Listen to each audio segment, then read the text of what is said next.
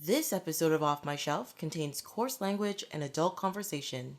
Listener discretion is advised.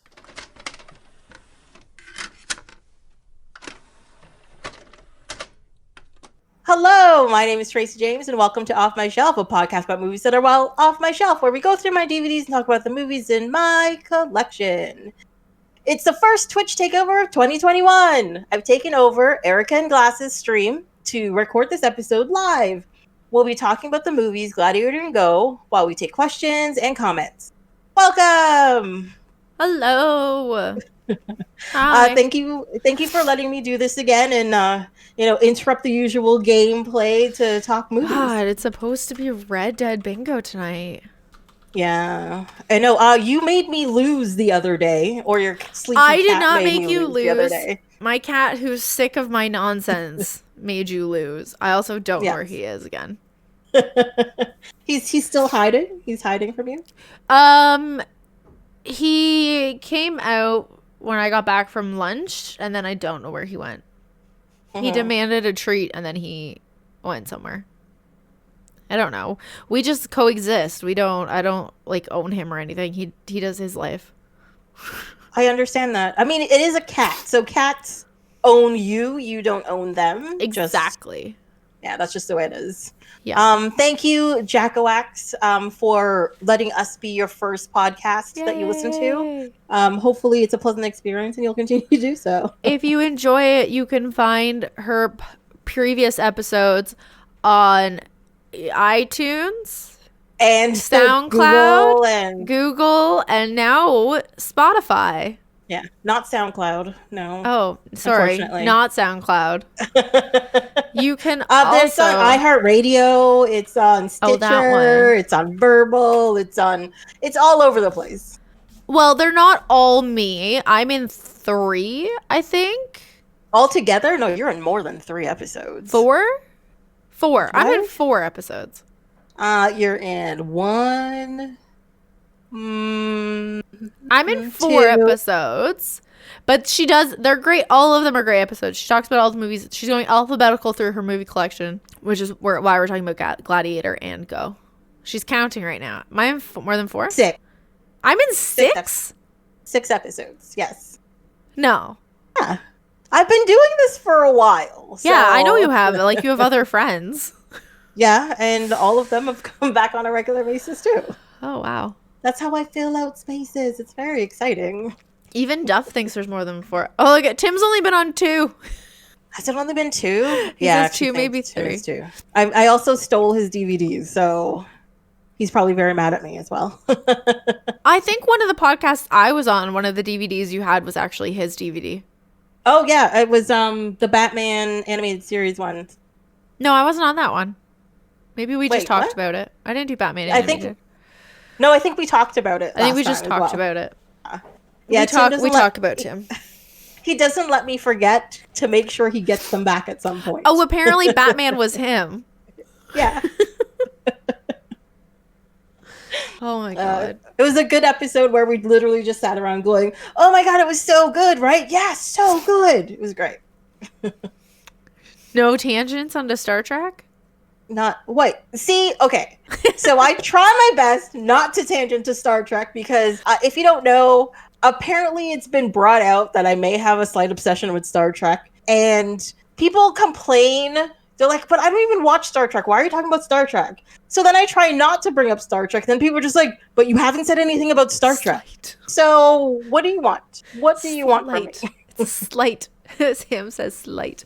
Queen would like a full list of your movies, and that she thinks you probably need more movies. Well, I have well over 300. I am on this podcast. I'm about just under a third of the way through. Oh, no, less than that. Yeah. More like a fifth of the way through, and I got a lot more to go. But if you go look for the podcast, you'll see the full list of stuff we've talked about already. I like to keep everything coming up kind of like a surprise, so that people are just like, "Ooh, what is that? Oh, that sounds interesting." Why did that not work? It's a lot of fun. Because I spelt it wrong. It's not. I don't have you as a shortcut on my mini thing, so I gotta type it in every time. Also, Adam says Star Trek rules, and it does. It's fine. Just to let you know, it's slightly disappointing with these two movies because I don't have any direct references from the movies into Star Trek, and it's very sad. Just letting you know, just off the bat. I get off my shelf too. What, Jack? What? I don't know. Do you want to talk about Gladiator? Yes, we can talk about Gladiator. So, Gladiator is the film from 2000, directed by Ridley Scott, stars, Russell Crowe as Maximus. Who I thought was Gerard Butler. Yeah, you're thinking of 300. Damn is what it. You're thinking of. I was so less excited when I saw it, and I was like, oh, okay. And to prove, I've got the DVD right here. I just want to say, though, if you had never seen Gladiator and you picked up this DVD case, you would not buy this because you'd be like, I don't know what this movie's about. Because all it says is dazzling, spectacular, a colossus of rousing action, and then discover the unparalleled power and glory of Gladiator. It doesn't give you information about what the movie's about. It does, because it's dumb. But all they do is they talk about Ridley Scott. They talk about Russell Crowe and all the other things he's been in. But they just say this is stunning and epic. It doesn't say, oh, this movie is about this thing. It's not stunning and epic. I didn't like it at all. You didn't like it? No, and I found myself having to rewatch parts of the movie because I just did not like it. I didn't. I must admit, I liked it less than the last time I saw it. Correct. But I still liked it. Like, the grandeur was there, the cinematography was there, the acting was there. No, Queen Shatine, we cannot ban Erika. This is her channel. I just thought the things were there. But I know you won't. I think the things were there. It's just that when you look at it now, though, like you see in the beginning, they're at war, but really they're conquerors of someone else's land that they're killing. But then everybody praises him when he gets home, And you're just like, but you're not a hero. You're a barbarian, really. Like, you're a horrible person. And that was the main thing that got me. But Joaquin Phoenix in this movie, you really hate him by the end. You really hate him. Oh, yeah. And yeah. Well, I hated him when he killed his dad. He was just hugging his dad and then just kills him. And I'm like, okay. This is where we're going. I mean, because he's the bad guy. He is the bad guy. I did make a note that the dude at the beginning with the navy cloak, I think it was the dad actually, he looked very warm in his little cloak. Yes. And I quite enjoyed that. And I would like a cloak like that, please. Yeah. Well, I was thinking to myself, I'm like, how are they even moving with all that stuff on them? It just looked so heavy. The poor horses that had to carry these people with all their shit. And then the poor horses that got shot or stabbed at and then pushed over while running things. And I think I noted poor horses at some point. I did in all caps. The poor horses. One of my things was puppy, is Oliver because there's Reed a dog that follows him. Yeah, I think so. Well, I mean, his character probably died before he died. Yeah, someone died the same year, within. Well, Sam says he died during filming. You can't give me character names. That doesn't help. I don't know who anybody in this movie's name was. So Proximo is the slave owner, the guy who gets Maximus and makes him. Oh, okay. He's that guy. I didn't know anybody's name. He's the one. He died the same year the movie came out. So if it was during, I mean, maybe they had to piece together some of his character. Maybe that's why he gets stabbed in the back instead of arrested or something. I don't know. He sold queer giraffes? Did I miss something from this movie that I might have enjoyed?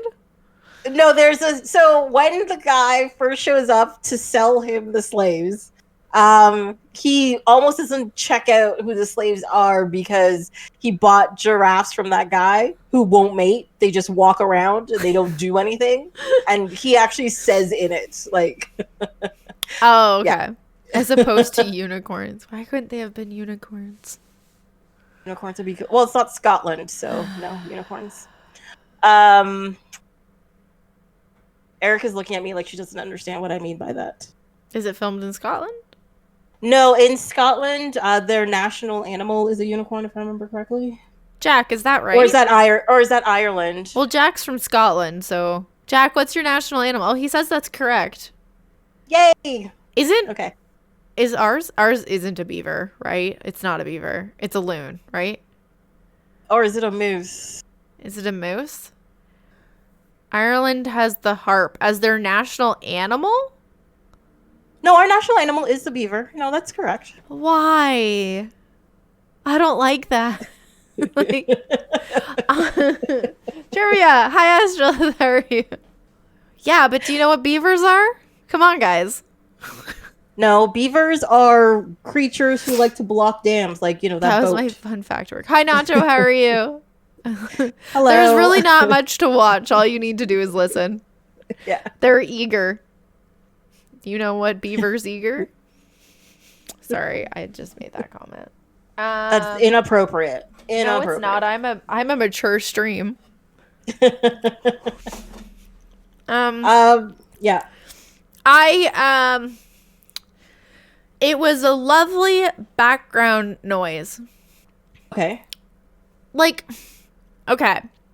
I didn't hate it. And I did find myself rewatching parts, probably because I was intrigued by what had happened and I wanted to know why. But I would not watch it again, ever. Yeah, this is definitely not a... Oh, hi, Justin. Yeah, I find this is definitely not like a, ooh, what should I watch? Oh, let me put on Gladiator. Like, it's not that movie, right? But if you want to watch something that's grand... No. Or something that's won an award... No. This is a decent movie to watch. Because my problem is there's so many, like, Oscar movies and stuff that I just cannot watch more than once. Because either it didn't deserve an Oscar... Or you're like, this is so boring. Like, why am I looking at this? Why is this so depressing?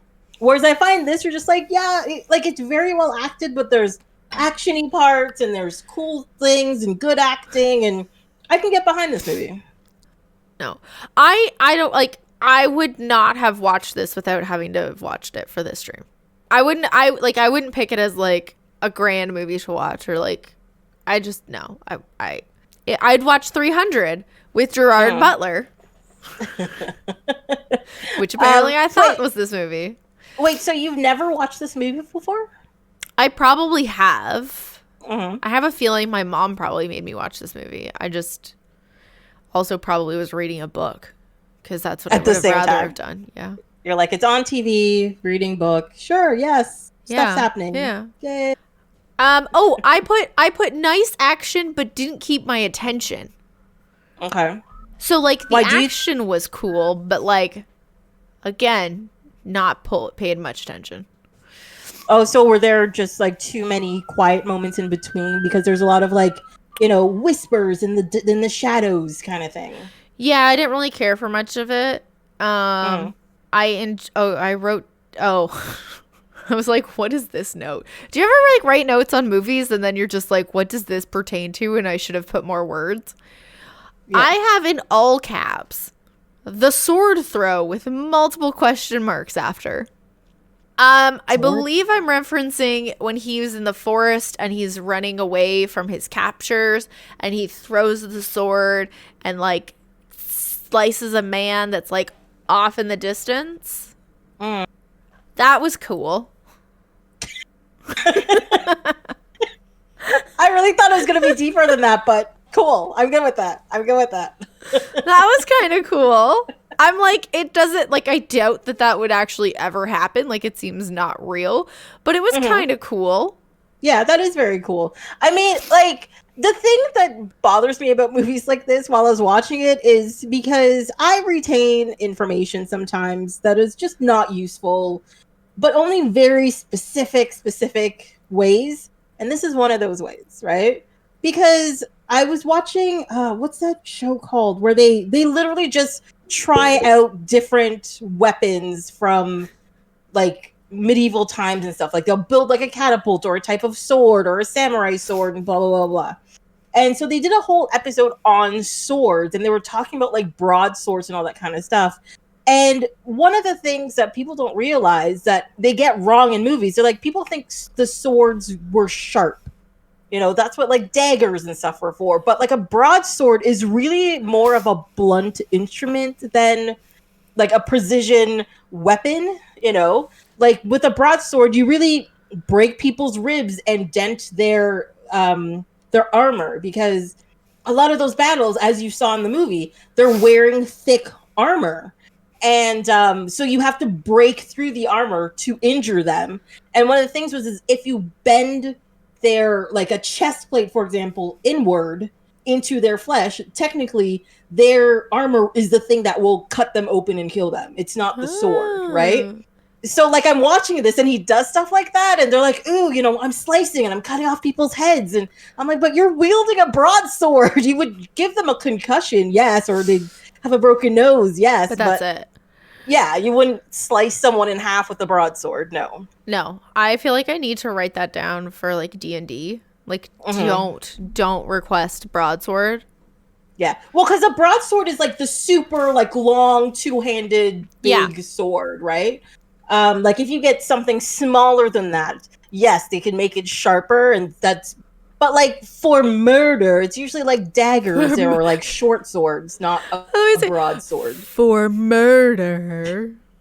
Isn't that how you say it? I can't say it normally because it's for murder. Murder? It's murder? See how it sounds weird now? Now you're just gonna have to say it the other way. I got really into him stealing the horses, mainly because that's what I do in Red Dead, is trying to steal horses. But then he lost the horse, so yeah, but he also lost his dog, which was upsetting to me. There was a dog in the movie? There was like right at the beginning, he's walking to the troops and his dog comes up to him, and then riding into battle, the dog's right behind him and the dog runs into battle with him, and then you never see the dog again. I never saw the dog at all. Yeah, you missed out. I missed out on the dog. You did. You Damn did. It. Hot Fuzz. What about Hot Fuzz? Oh, for murder. That's Hot Fuzz. Reference. Yeah, Astrolith also has like she stores information like that, like you do about movies. I did fail to pet the doggo. Put that on your bingo card, guys. It bites the guy's hand before it strikes him. Don't remember this at all. And also Queen Shatine was just like, oh my god, yes, they were blunt. It's true. A lot of people don't know this. It's very. I did not know that. Yeah. I liked that he was quick thinking in telling the guy that he wanted to get stabbed from behind because it was more civilized or something, I guess. Well, he wanted to die as a soldier, not as and it was going to be like a quicker death because he would sever the spinal cord. Yeah. Than if, you know. But I liked that quick thinking because then he was just like, Gah! Yeah.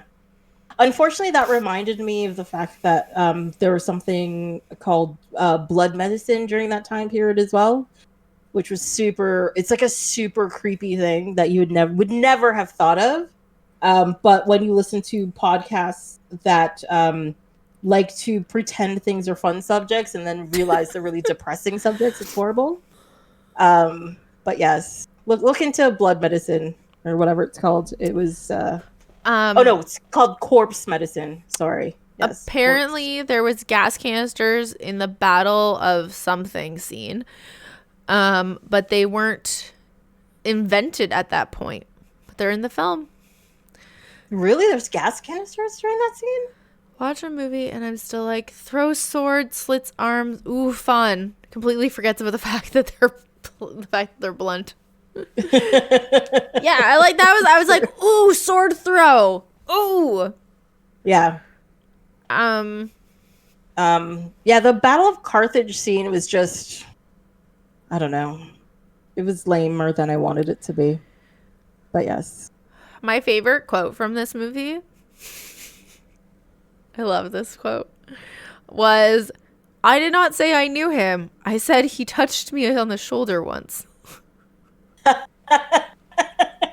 And I'm gonna like put that in my pocket, and I'm gonna say that at some point when someone's like talks to them, like, "Oh, I did not say I knew him. He touched me on the shoulder once." And then they're gonna be like, "What the fuck, Erika?"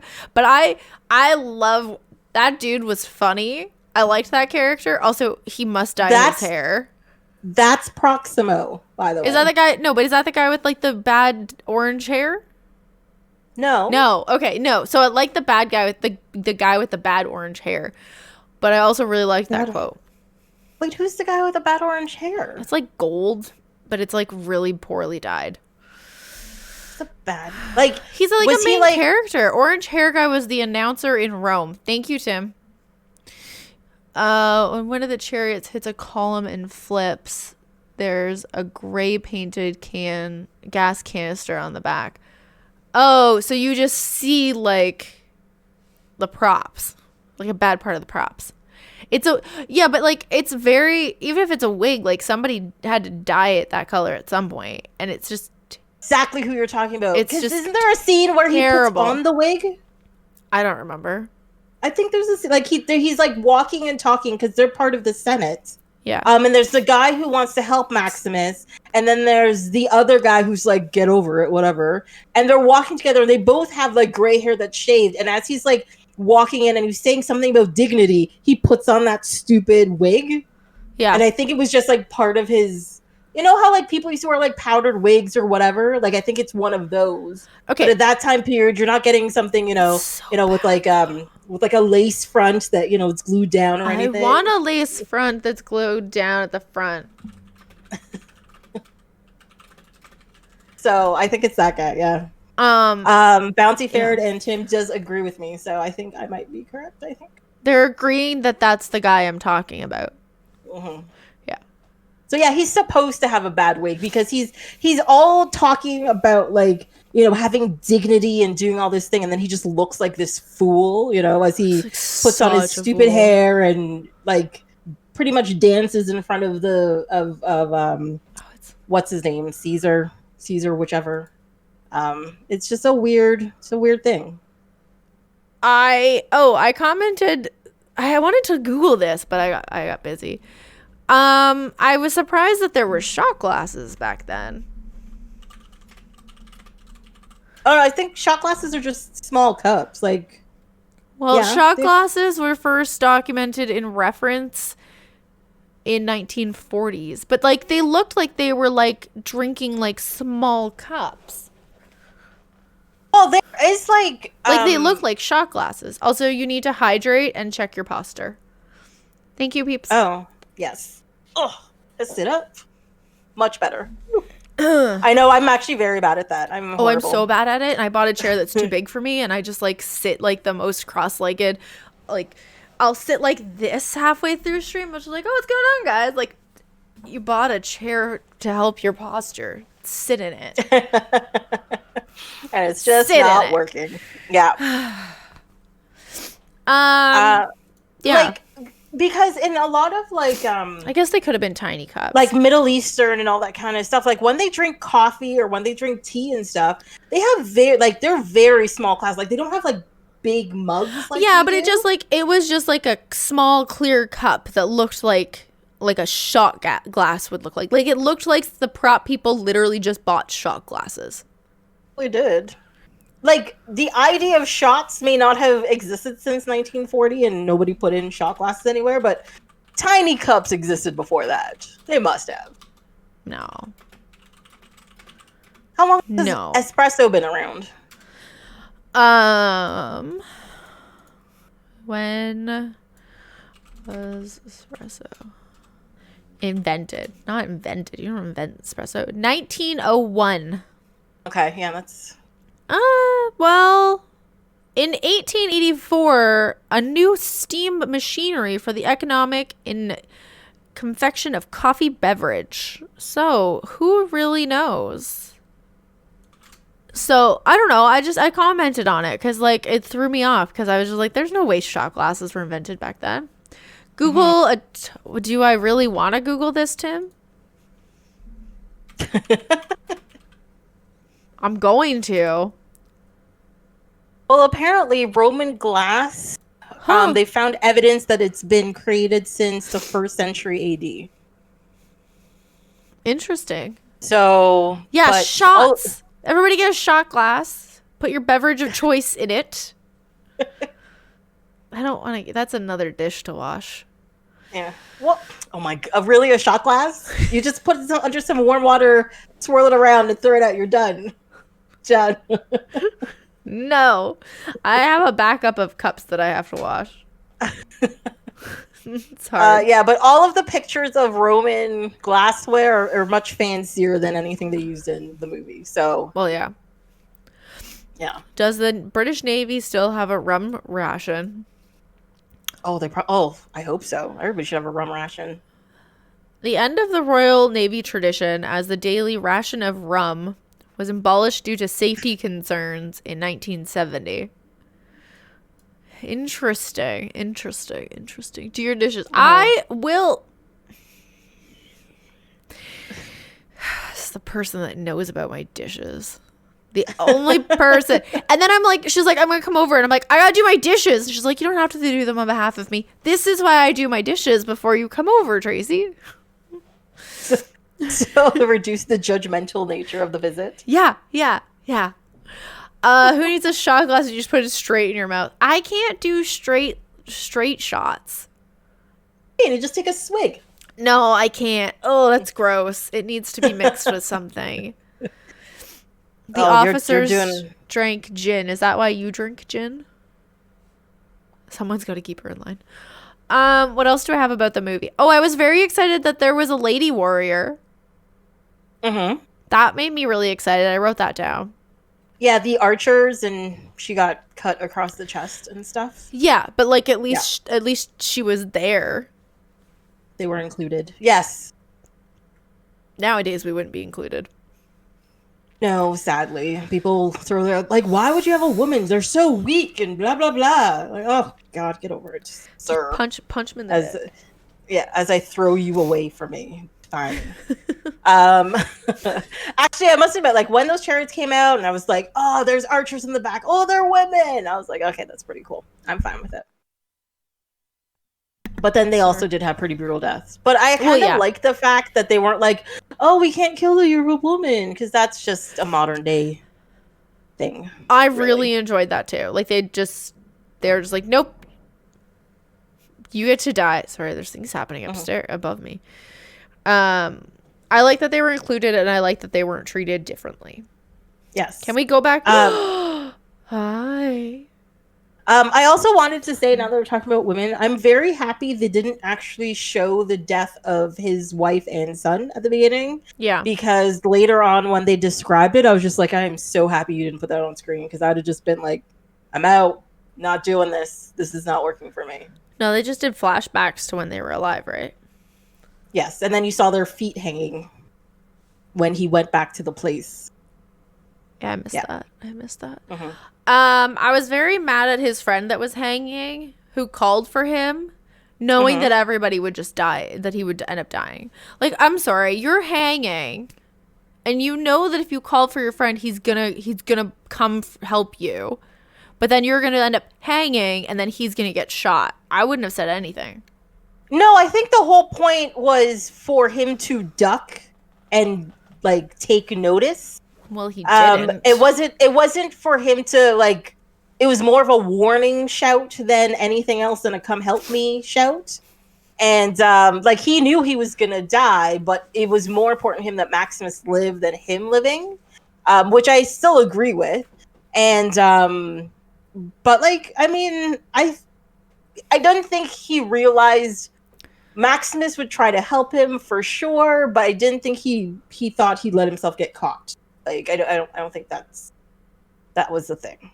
I did not get mad at his friend for doing that. I did. I do. Every life is special, Bouncy Ferret. I'm not saying no. It's not. No? No. What? Not every life is special. There are lives out there that are not special. I'm sorry. There are. I'm trying to coax somebody to come say hi. Uh-huh. But he's being a dick. Also, can we go back to talking about Joaquin Phoenix for a second? I didn't know it was Joaquin Phoenix. Yeah. I realized like when they did a close-up on his face and I could tell by his lip. But I didn't realize it. Yeah.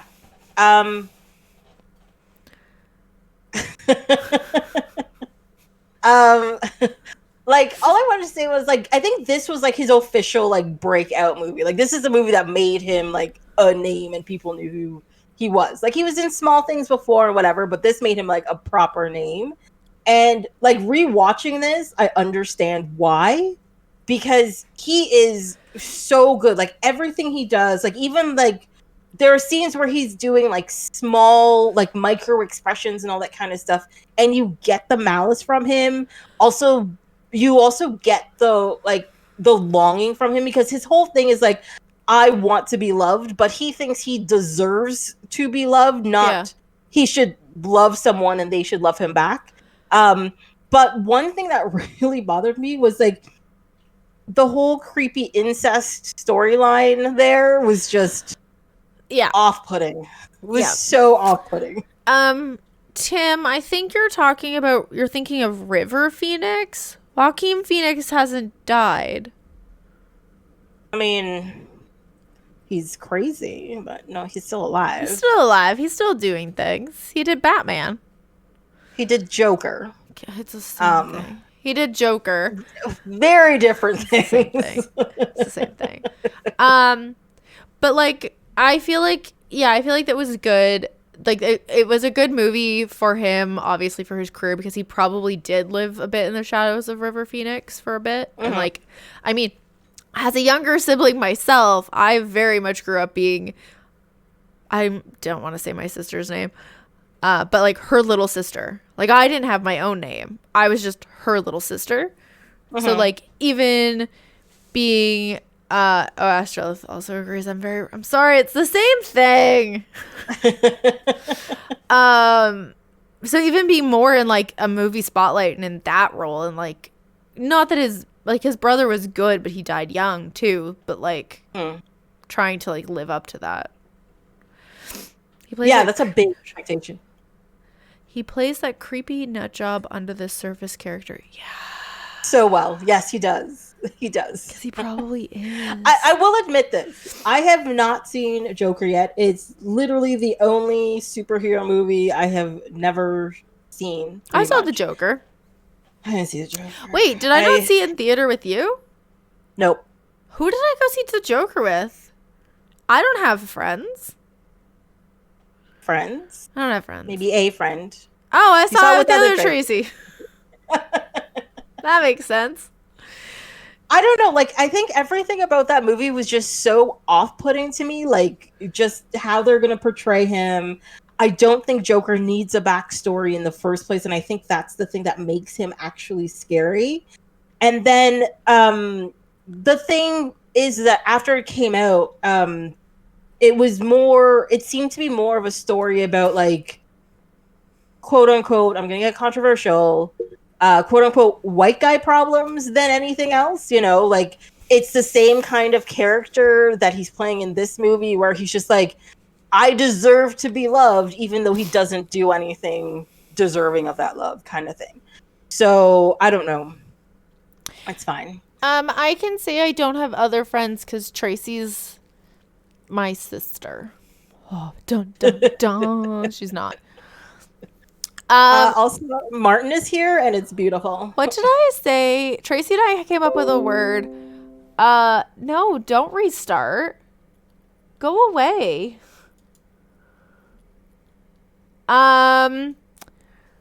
Tracy's and I are non-sexual life partners. That's what we are. It's yeah, here's Martin. Oh no, Mike got pushed away. Hello, white guy props. Yeah, why Windows update? Windows, I'm busy. Can't you tell I'm running 1,000 programs? Hi. Did you want to say hi? You didn't come say hi on Thursday, and Tracy lost bingo. Did. Maybe next time. Next time. Isn't he cute? He's very adorable. If you enjoy cats, you should come to my charity stream on April 10th. I will be raising money for the Toronto Cat Rescue, which is where I got this little weirdo.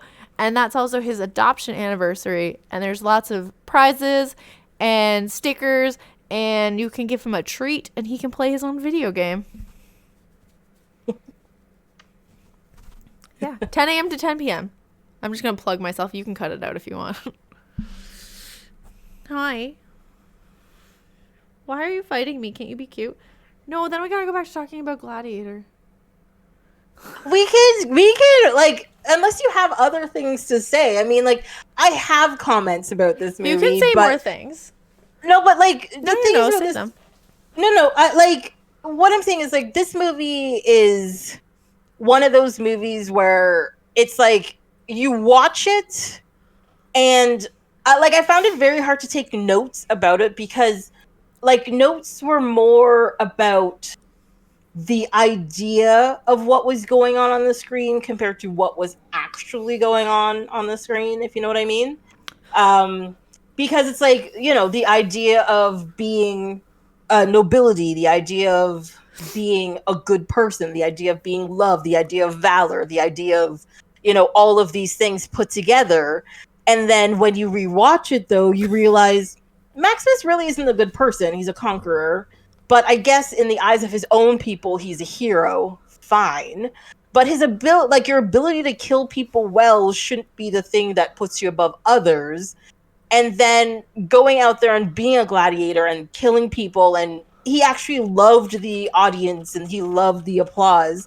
And though he was just like, oh, like, are you not entertained? Blah, blah, blah. He's drank all of that in. Like, he loved all of it. So, I don't know. It's fine. Somebody has asked for something off of my bookcase. Oh, that was you? Yeah.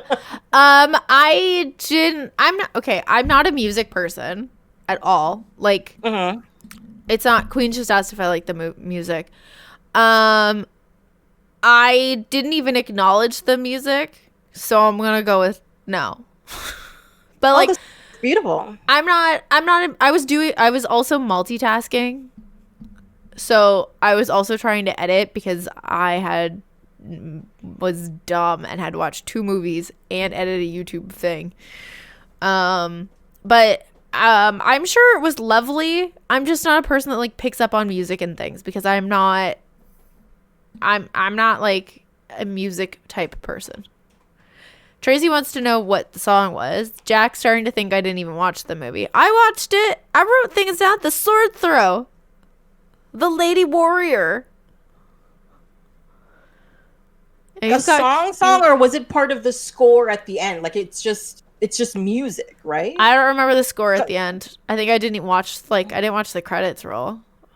Well, because I don't remember there's nothing lyricized in it, but I just remember like score and music, you know, crescendoing when there's something epic, you know, and you know, lulled in the background when something sad or quiet was going on. Like, you get the emotion. Jack, you've got to stop giving away what I do. Keep that to yourself, sir. So sorry, you had asked for something off of my shelf. Yeah, what did you want to see? I put in what it was, what I wanted. Did I? Yeah. I want to know. Sorry, I'm also taking an allergy pill if I can find them. What's the green thing? It's that green thing with the red thing. This? That thing. Yeah, what's that thing? Okay, I have to move this other green thing in front of it first, which is a Klingon Bird of Prey. Is that Star Trek? Yeah. The big green peepee. Queen wants to know what the big green peepee is. Oh, he's a monster. Yes, I did keep his tag on him. They're okay. So it was a Canadian company called Monster Factory. Used to make all of these monsters. And Colin, see, he's got legs too. I should show you the legs. Well, it does kind of. Oh, now that you've said I love that Jack was also wanted to redeem the exact same thing. So this Canadian company called Monster Factory used to make these monsters, and each monster had a different personality. So I have like 4 of these, 5 of these, 4 of these. And so this one, his name is Colin, and I'll read what this card said. Colin divides his time between playing video games and fretting about his future. This is Colin. I'm trying to Google it. I don't know if they still exist or not. Toronto's best kept secret, a toy company in the heart of the city. Yes. He's really great. The material, it's some sort of felt they use that is just so soft, and and what's great about it, the hood, like, it comes off and everything. It's great. Fucking Globe and Mail is like, you can't read any of our articles. And I can't. This is the green thing. Usually I use my developer knowledge to like shut down their thing that's blocking me. Hold on. Oh, but it's being run with JavaScript. I really want to find out about this thing. Okay, so that was the thing that was off my shelf. I really think their website is just like monsterfactory.ca or .com. It doesn't come up. Oh. I can buy Sebastian. Oh my god, they're on Amazon. Toronto store is worse. You have to set visible every paragraph. Yeah, but Globe and Mail, I can't even get it to let me look at them. Like, I don't even know what to delete. Like, I'm deleting everything and it still doesn't work. I'm Colin. I relate to Colin. Everybody likes Colin.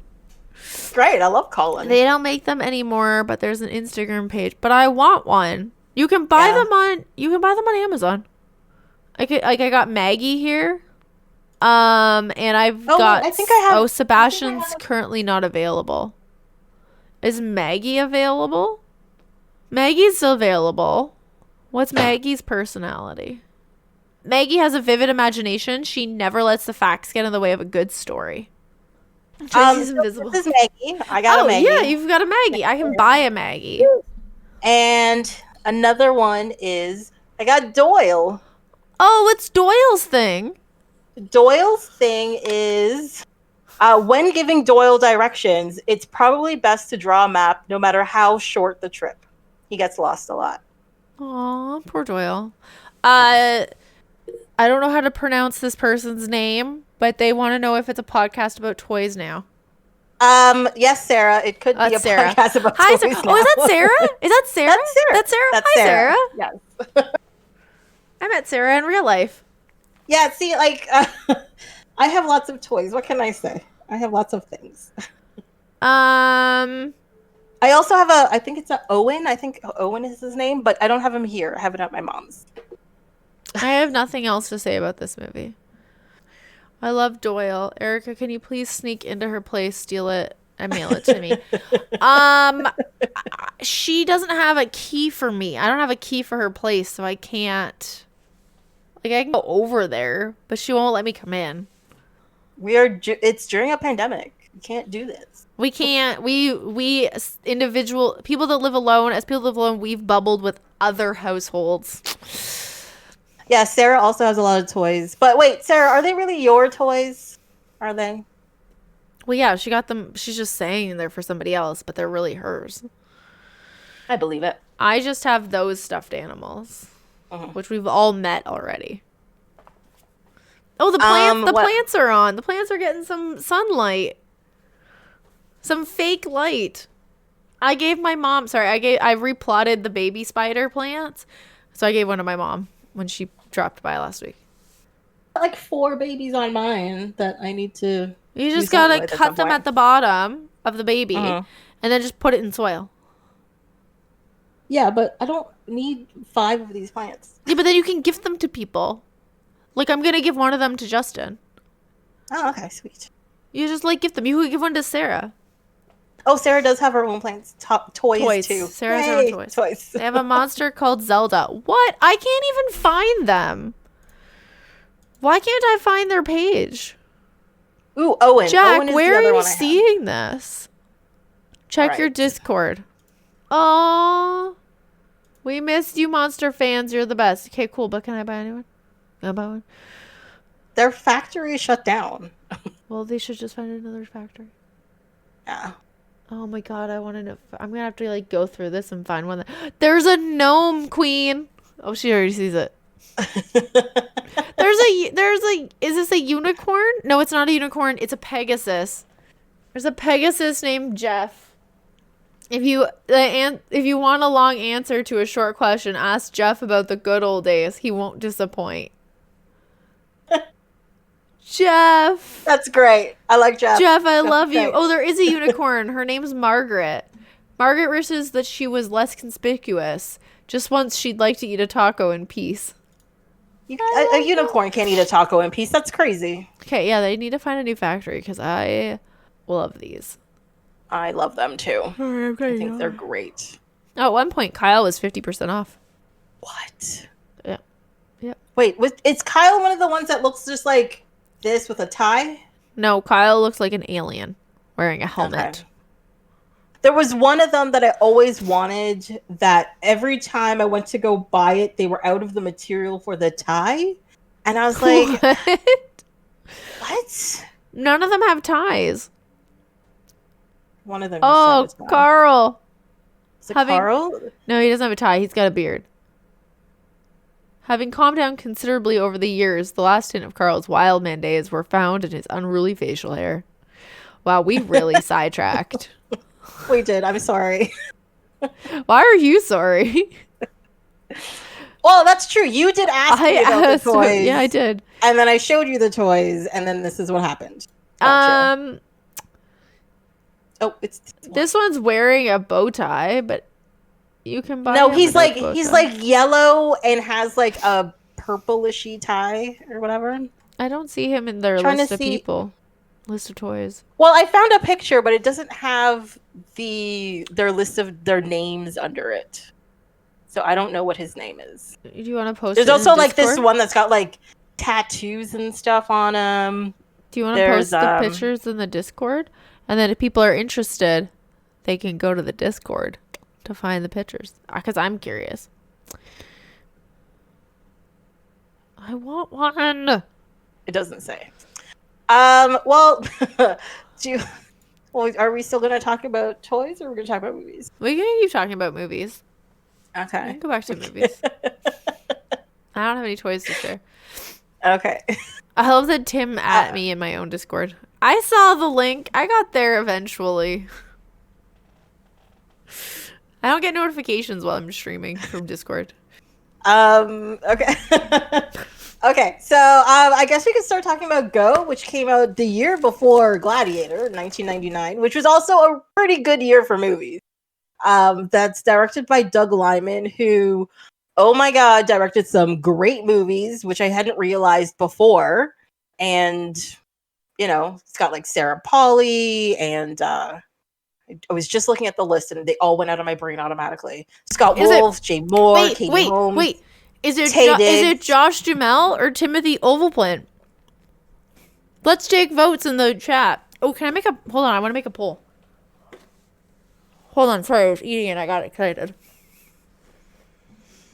My notes about it, too, is that at, like, close to the end of the movie, I was just like, oh my god, that's Melissa McCarthy, like, out of nowhere. I loved it. I wrote that down, too. Except I wrote the person from... Oh, I never put my closed captions on. I wrote down Suki. New poll. Sorry, 1 second. Hold on. We're going to go back to Gladiator for 2 seconds. Tim says the one thing he remembers about Gladiator is the noise of the arrows made in the opening scene. Really? Interesting. That's what you remember? I don't remember the sound at all. Unless it's like the loosing sound, which is like that, like... No, that's not right. How do you make that sound? I don't know how to make that sound. Never mind. You make that sound? I'm not gonna try. It's fine. Okay. Well, because it's like the rope getting let go and like the what? I don't know. Okay. I'm giving you guys 2 minutes. No Google. Oh, no, hold on. Nobody saw that. Nobody saw that. The thwipping sound. Yes, okay. We're go doing with thwipping. a poll That's a first. much better word for it. Yeah. I know that's not how you say his last name. I can't pronounce things. We know that. Sorry, Adam. I just deleted it. I hope nobody saw it. But we're going to do a poll first to figure out.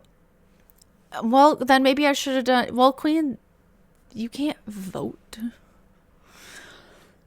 Well, they were in the air, not when they were loosened. So it's like a whoosh, whoosh. Like that sound? Like the whistling sound of some sort? Not everybody's a mod, just some of you. And no one deleted that. I had to. We're talking about Go. In the movie Go, was it Josh Duhamel or Timothy Olyphant? Olyphant? I don't know. Is it Timothy? That's it. Just most mods. I just should I need to go through my mod list and cut some of you out. Psh. Oh.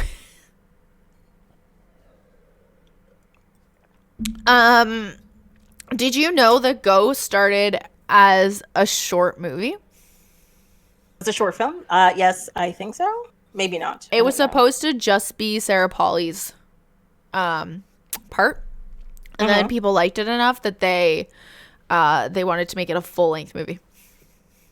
And I'm glad they did, because I really enjoyed seeing like the same day from everybody's different perspectives. It was great. I really liked the way that they did it, was that none of it overlapped. Oh, nobody got it wrong. Only 3 people voted though. I didn't think I was allowed to vote, so I didn't. Well, you could have. First I thought it was a documentary on the board game. And then you must have been very confused then. Olyphant? That's how you say it? Olyphant? Elephant, except an O, so Olyphant? Olyphant? Yeah. Olyphant? That's how I didn't see the option to vote. Oh, really? You didn't see the poll? It pops up at the top. And then you just pick somebody. I don't know. It's over. Yeah, it's over now. I liked the way that they did it, because usually for movies, when you're seeing multiple people's day, you see it section by section by section. But I like that they did it you see all of Rona? Yeah, you see all of her day, then you see all of Simon's day, and then you see all of the not cops day. Versus, and you see how they intertwine, how everything intertwines with them, versus it a traditional movie that was just the beginning, the middle, and then the end of the day. Yeah. I enjoyed that as well. I mean, because it creates such a good amount of I don't even want to call it suspense, but you're what is going on? Especially after the rave where she gets hit by the car, and you're standing there going, what is happening? And even Timothy Olyphant, the drug dealer, is what is happening? And we're just okay. And then it just cuts to Simon's day, and you're just what is going on? He was there to probably beat her up or something, and then she just gets hit by a car, and he's just bye. He just leaves. Almost a real actor to 5 years after. Oh, really? I did not know that. Get confused about who he is, and then you're just oh, he's married to Fergie, or is he still married to Fergie? I don't know. Is he married to Fergie? Isn't he the one that was married to Fergie? Okay, so he did have a gun. I thought he had a gun, and then all of a sudden he didn't have a gun. He had a gun, yeah. So he just put his gun away when she got hit by a car. No, he was standing there with it in his hand, what the hell? Yeah, and then Tim says then he put it away and wanders off. Yeah. Yeah. So well, he wasn't gonna hang around. The cops will show up. He's got a gun. He's a drug dealer. They're divorced. Oh, they're divorced now. Okay. I did enjoy the music in this one. The opening music made me dance in my seat. I really liked it. I liked the music throughout this whole movie. I think I actually own the soundtrack. I really liked it. I wrote Blockbuster in all caps, and then immediately followed by beepers in all cap. I said this movie is so 90s. Neon, jump cuts, shaky angles, raves. The same thing. That's the same thing. Like her beeper just goes off and I'm just like, oh, it's a beeper. Yeah. Or like the guy has to find like a landline to check his messages. Yeah. She's like, oh my God. What's a landline? God, does anybody have a landline other than my mom? Yeah. I wrote down a few songs. I wrote, stop paging me. Stop. I was always upset because my sister got a beeper and I never got one. Yeah, we didn't get beepers in our house because beepers were for drug dealers. So. Oh, my parents bought at least my sister one. So. Mm-hmm. She got a beeper. I had one friend. I had one friend who had a beeper, and she did not use it for good things, so it was fine. Oh. I loved that the drug dealer, Timothy, had a cat, and such a cute, fluffy cat. Like, oh my God, such a cute cat. I did want to pet the cat when I saw the cat. Oh, that was a for sure thing. I so wanted to pet the cat. Who will use a payphone post-pandemic? Ugh. Do they have payphones? Because I don't think I've seen an actual payphone for a very long time. They've got one down at the harbor front. Like one. Yeah. I loved the scene with the stone dude and the cat. I loved it. I loved their little back and forth, and he's like, I can read your thoughts, you will die tonight. Then he starts freaking out. He's like, what? Yeah. Also the part where he's at the grocery store and he's like scanning things and he starts like the dance off with like the other cashier. It was great. Yeah, I love just like moving his hand. And then he's like got the whole dance, but then he's really just standing there still, just moving his hands. He didn't really go anywhere. I actually, I knew it was a dance song that was going to start, but I didn't realize it was a remix of the Macarena. I was like, this is so stupid. I loved it. But I loved it. I did love it. I don't know. Like everything, I just enjoy how relatively random everything that happens in this movie happens, you know? Like it's just circumstances and like everybody actually has like an actual character. Like everybody, like all the women, all the men, everybody. And no matter how small the role is, like I get these people. Like I get who they are. I get what they're doing. This is great. Yeah. I like it. I liked all the characters. Well, like there's characters I didn't like, but I liked the development. The actual cop? Yeah. I don't like him. Are you meant to like him or are you meant to like You're not I don't think you're not supposed to like him. So like they did a good job about it. Yeah, like I think he's supposed to be just generally off-putting. Like you're just like, there's something wrong with you. You shouldn't have a gun. Like, but I love how smart she was when they said that when he said all they had was beer, but she had sold them all this orange juice. That she's just like, this isn't a good situation. Something is off here. Yeah. I'm like, this isn't right. I should get rid of the drugs in my pocket. Well, the thing is about that scene is like I know she's panicking and everything, but I've always wondered why she didn't just be like, because she's already drinking the beer. Yeah, he can't search her. She didn't have to put them in the toilet. She didn't have to, right? No. So I've always thought, I'm just like, but why did she flush them? She didn't have to flush them. Mm-mm. But maybe it's one of those things where, like, honestly, I think that's the thing to do because I've seen it in so many movies. Like, if you've got drugs on you and don't want to get caught, flush them down the toilet. That's what you do. But also, apparently, flushing drugs down the toilet is really bad for the environment, so don't do it. Don't do it, guys. Just take them all. No, that's not what I meant either. Well, those are your options. Am I going to flush them in the toilet or am I going to just take them? Yeah. I would have flushed them down too because I wouldn't have had the thought of saying what she said later about the beer. I wouldn't have thought about that. I would have just like, get them off your person. Do something with them. Just get rid of them somehow. Yeah. Yeah. I thought it was weird that when she returned the bottle of them to, I don't know what his character's name is, to the drug dealer. Gaines? Todd? To Todd. Yeah. Todd didn't check them first. Todd was just like, okay, here's your friend back. see you later. And then he was like, and then he like looked at them. He said he's just like, here I am doing a favor. And like, because maybe he also thought it was stupid of her to do that, because he's like, I know where you work. I can find you. It's not a problem, but I don't know.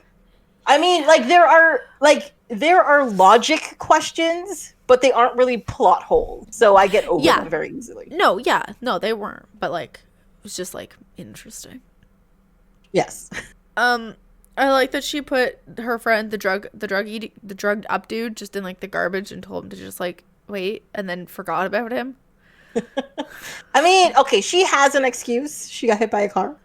And she woke up in a hospital the next morning, so... And then what, just like assumed that he found his way out of the garbage can?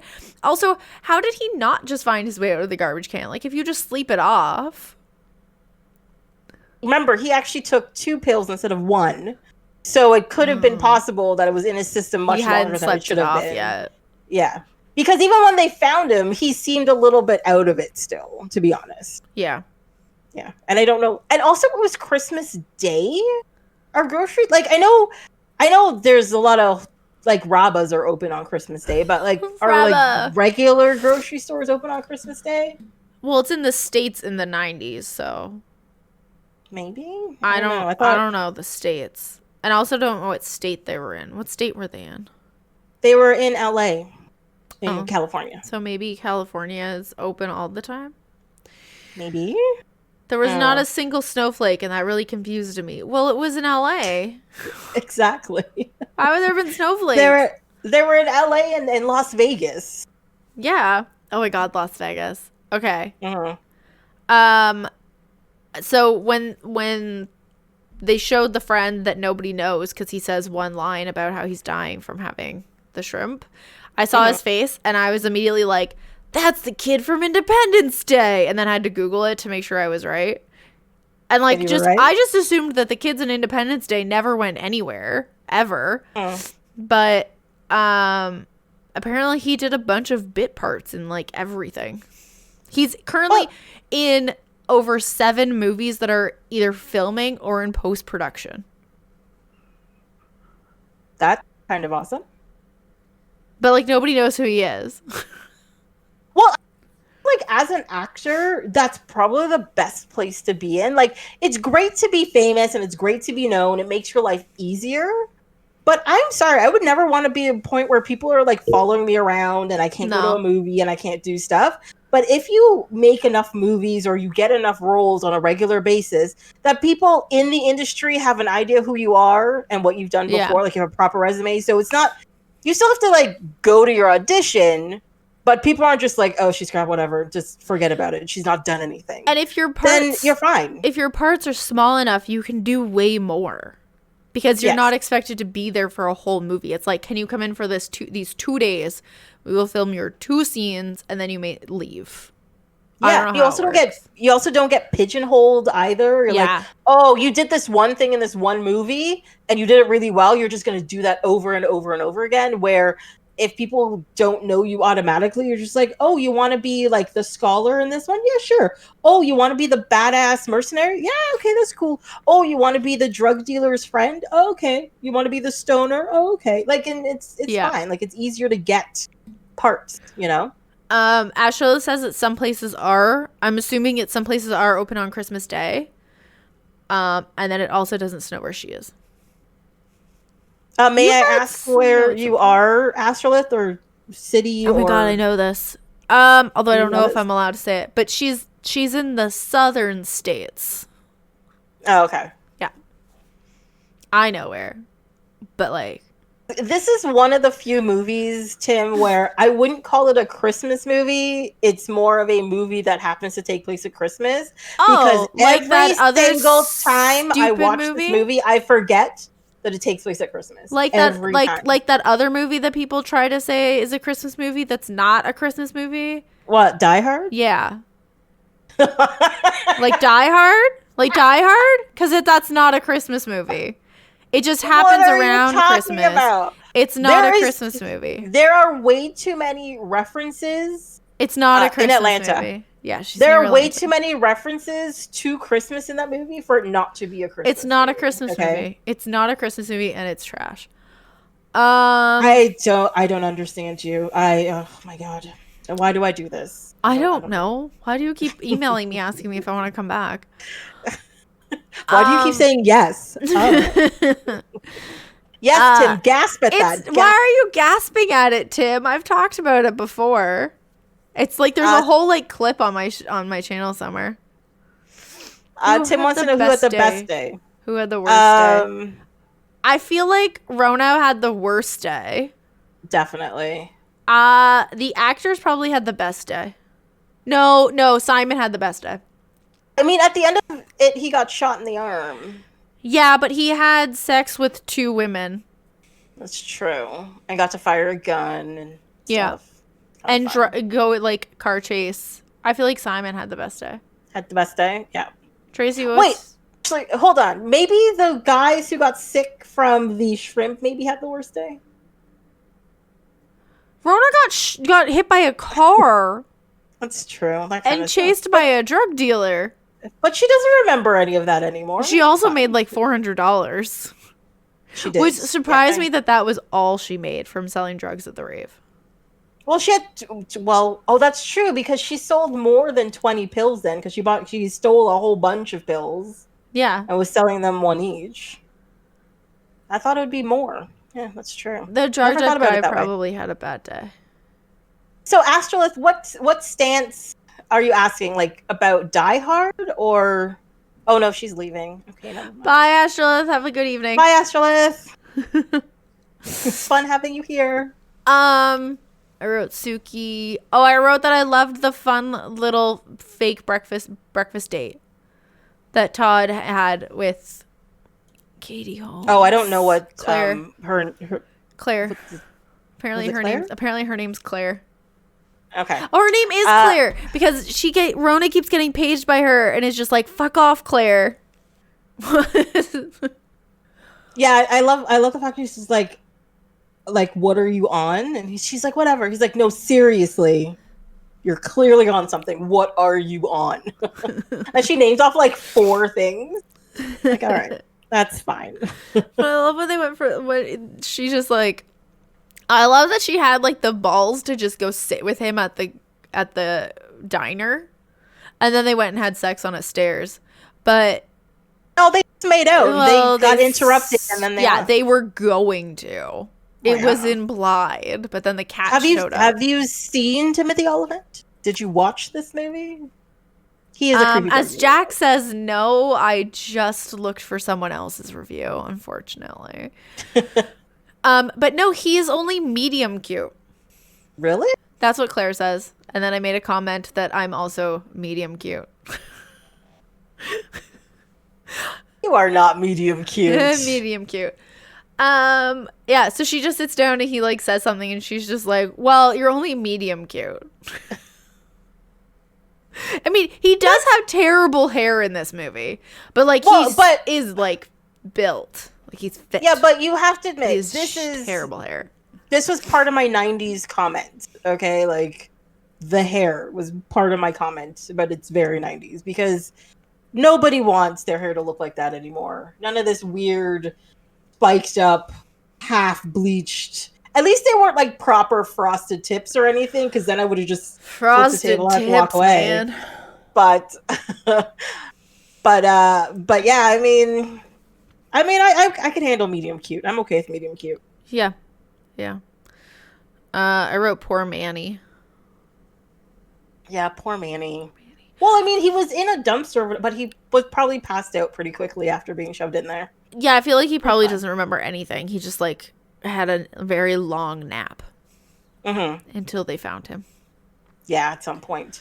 But also, like, that whole rave scene, I found there weren't enough people in there. Maybe they just couldn't get enough extras or whatever, but there was way too much space in that rave. It's a pandemic rave.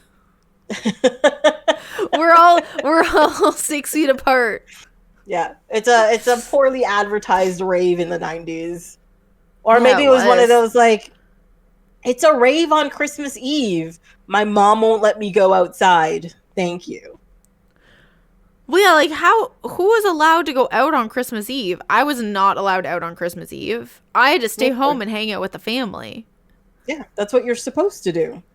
Ugh, supposed to. Now I hang out by myself on Christmas Eve. Because you should be going to raves. That's what you should be doing. Well, now I want to.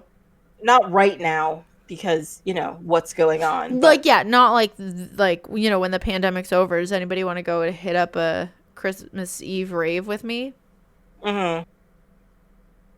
Our family was also big on Boxing Day, or on Christmas Day, but Christmas Day, our family stuff ended at like 7, and then you could go do whatever you wanted. So usually we like went to the movies or something, but like with the cousins. But it was like Christmas Eve was always at my mom's, and so I had to be there to like help with things. And then Christmas Day was at my aunt's. Because Tim says that Christmas Day was big for his family and Boxing Day. Yeah, I get it. Yeah. So like you have to like lug gifts over and food and stuff and. Yeah, so my one aunt would bring over Christmas Eve presents to us on Christmas Eve, and it would be my family, my aunt, my grandma, my other aunt, and her kids. I remember one year I had an allergic reaction to something we were eating. That's not fun. No, and my mom was just like, the family's here, I can't deal with you. And that was it. And like my throat was like swelling shut. And so my sister gave me like a bunch of like reactants that I had, and I was fine. But I just remember like going into anaphylactic shock almost, and my mom just being like, I can't deal with you right now. And I'm like, I'm dying. But thank you. Yeah, for us it was like, it's like Christmas Eve, Christmas Day, Boxing Day. Like those 3 you had to be around for. And like Christmas Eve was like, we help clean the house and like, you know, prep the cooking for the next day, because you have like a nice breakfast and you have like a nice lunch and you have like a good dinner and all this kind of stuff. So my mom's like, I'm not gonna, like, by the time we were old enough, she's like, I'm not gonna do all of this by myself, you guys have to help. Of course. So we did, you know, so like seasoning food and baking bread and, you know, doing doughs, all that kind of stuff. And then you know, finish. I mean, we were pretty good with setting up the tree before Christmas Eve, but on average it was like the week of Christmas our tree would go up.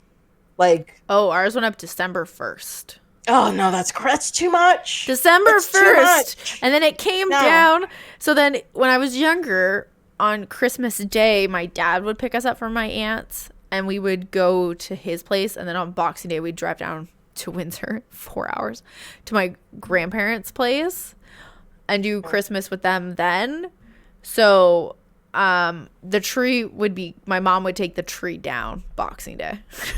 she was just like, the kids are gone, they won't be back till New Year's, tree is done and gone.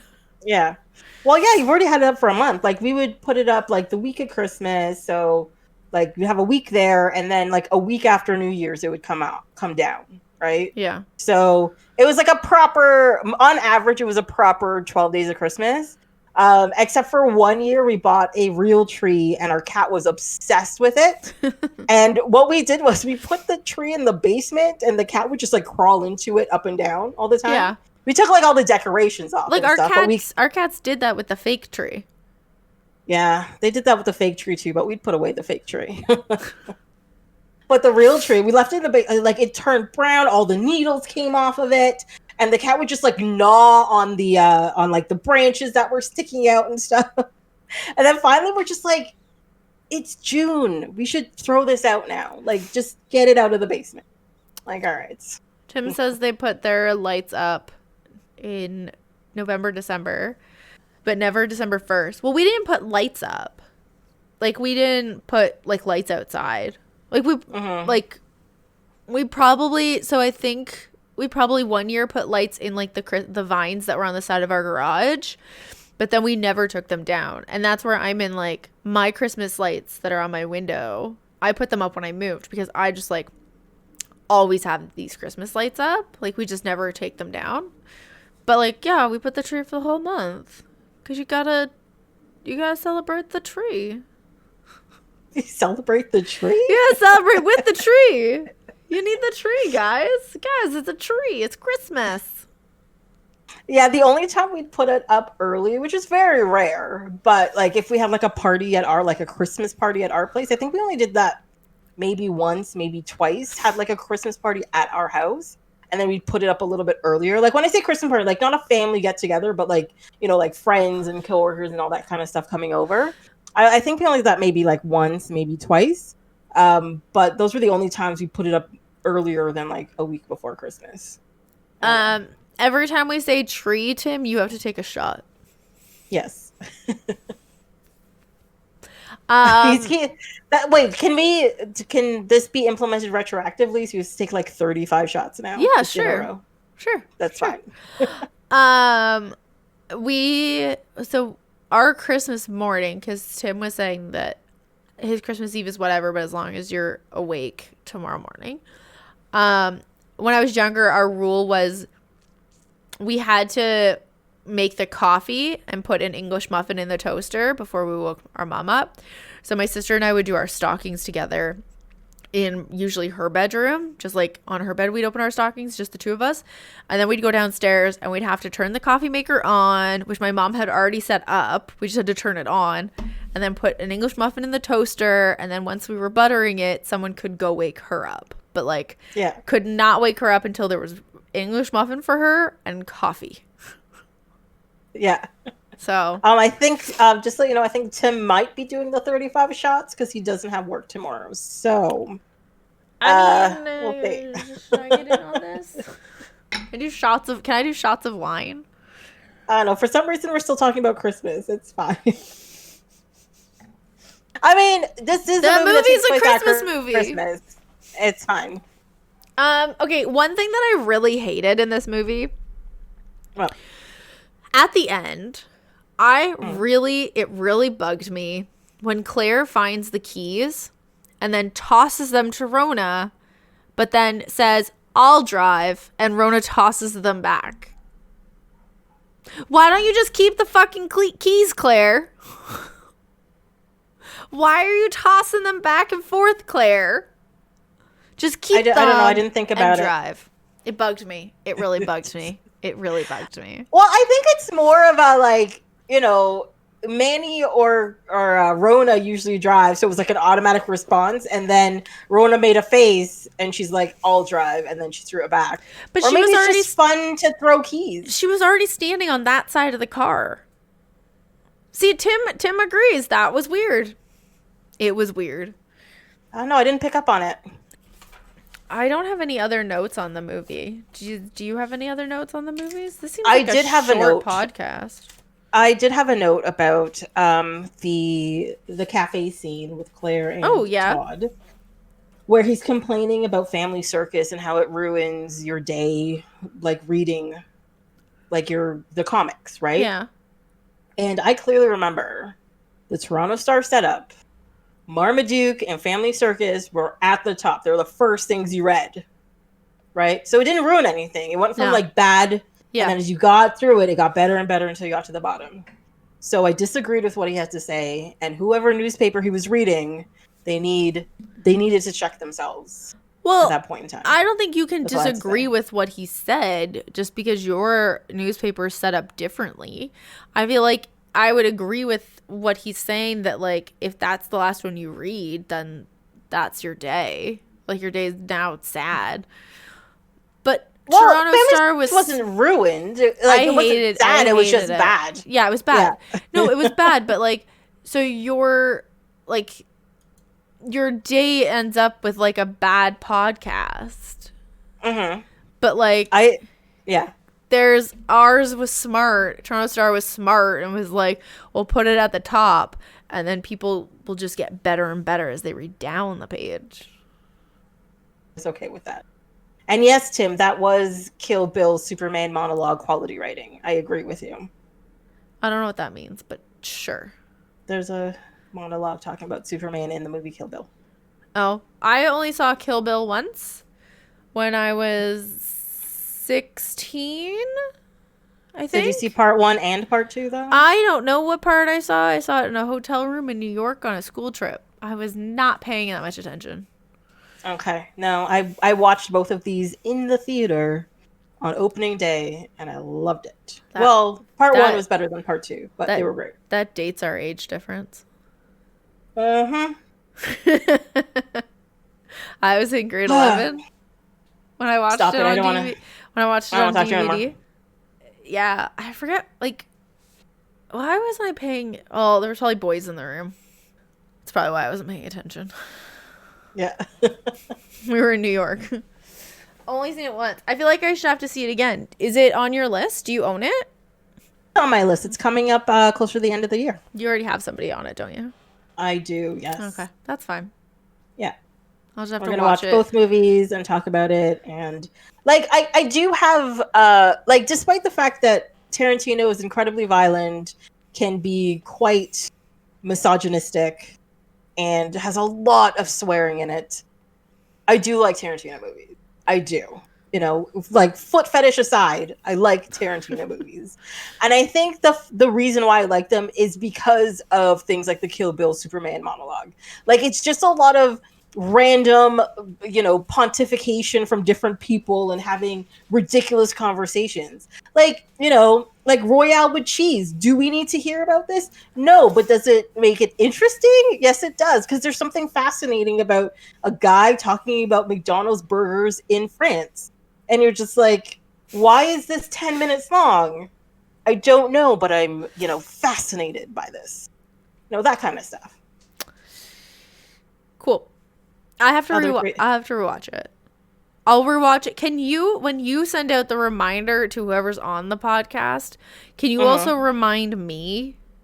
And then I'll watch it. And then can you get on recording yours on Twitch so that I can, like, chat in it? That's a lot. How's that a lot? You already have a Twitch channel, Twitch username. Technically, yes. You just gotta download OBS and then just start recording on Twitch as well so that I can hop in chat and share my thoughts. Well, I'm actually surprised you're saying you haven't watched it, because Tracy also says she enjoys Tarantino, and I'm surprised I didn't say I haven't watched it. I said I have watched it. I watched it once. Yeah, but there's 2 movies. Yeah, I don't know which one I saw. Maybe I saw the second one. Which one does she wear yellow in? In the first one. Okay, so I saw the first one. Okay. Wait, but have you watched any other Tarantino movies? Like, I have, yeah. Yeah. Yeah. Well, that's the thing. Like, I think this movie, because, like, after Pulp Fiction came out, for example, the idea of playing with timelines became a much more regular thing in film, I find. Where, like, this technically doesn't play with timeline. It's just a day starting over and you're seeing the same timeline from different perspectives, yes. But this wasn't, like, a regular thing before that. Like, movies like this and Memento and... sorry, my brain is blanking all of a sudden. I'm of no help. No help. No, no help whatsoever. I am no help whatsoever. This equals go. Yeah, she's talking about go. When she says the word this, she means go. Oh, yes. Sorry. Yes. What was that episode of The Simpsons spoofing them? Oh, there really is one like that. Was it the A Day in the Life of Springfield, where there was, like, the grammar bot and stuff like that, where Bart and Milhouse are spitting over the overpass? Is it that one? Because how that episode works, it's like it's them spitting over the overpass. Oh, I remember this one. Something happens and whatever. Yeah. Yeah, Tim agrees with me. I did too. Yes, you did. Thank you. Yeah, I agree with you, and you're just like, Tim agrees with me. I'm not denying what you're saying. So who are you trying to prove that Tim agrees with you? No, it's just that sometimes you don't get the Simpsons references. So I get most of the Simpsons references. I just don't know I get them. So I just don't say anything. Yeah. Justin waves. He's just like waving in his living room. What is that spoofing? I've always thought it was American Beauty a movie I've never seen. It's I don't not. think I've seen American Beauty either.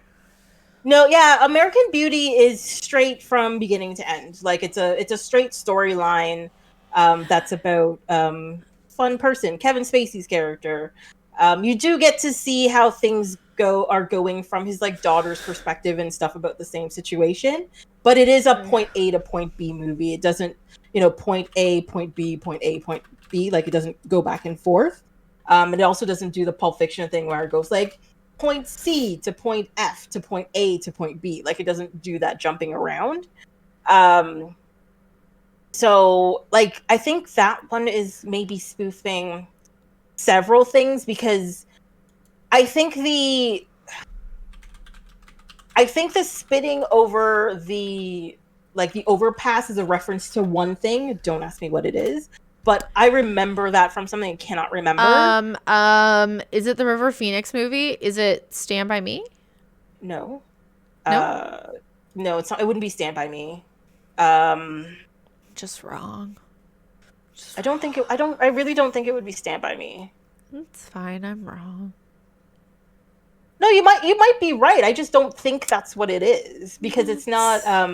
Because I know it's about like two boys being bored while like it's on the weekend or whatever, but the way it's set up, I think it's like a different coming of age movie it's referencing, and that's also the only coming of age movie. It is a very good coming of age movie. But haven't you seen all the John Hughes movies? Those were technically coming of age, or yeah, like but there's once in a lifetime. There's none of them are like when it's just two boys bored. Yeah, that's true. That's very true. There's the one boy bored. Oh, which we talked about on a podcast, and then forces his friend and his girlfriend to go do things. Yes. But I also think the different parts of that episode of The Simpsons refers to, like, each part is a reference to a different film. So this is why it's confusing to me as to what the whole reference is. Is the episode The Trilogy of Errors? Takes place over a single day. Starts with Homer, Bart, Lisa get called down to breakfast by Marge, only to find sticky, gooey cereal. While Bart excuses himself to answer the door for Milhouse, Lisa helps Homer clean up. And then it's Homer's day, no, then it's not that days, episode. then Bart's Oh, no, day. it is that episode. Yes, it is that episode. Yeah, because he lives... And then there's the robot and gangsters and fireworks, I think. Is it that one? Yeah, Homer's day, Lisa's birthday. Yeah. The title is a reference to a made-for-television horror film called Trilogy of Terror. It takes on a number of allusions from the movie Go.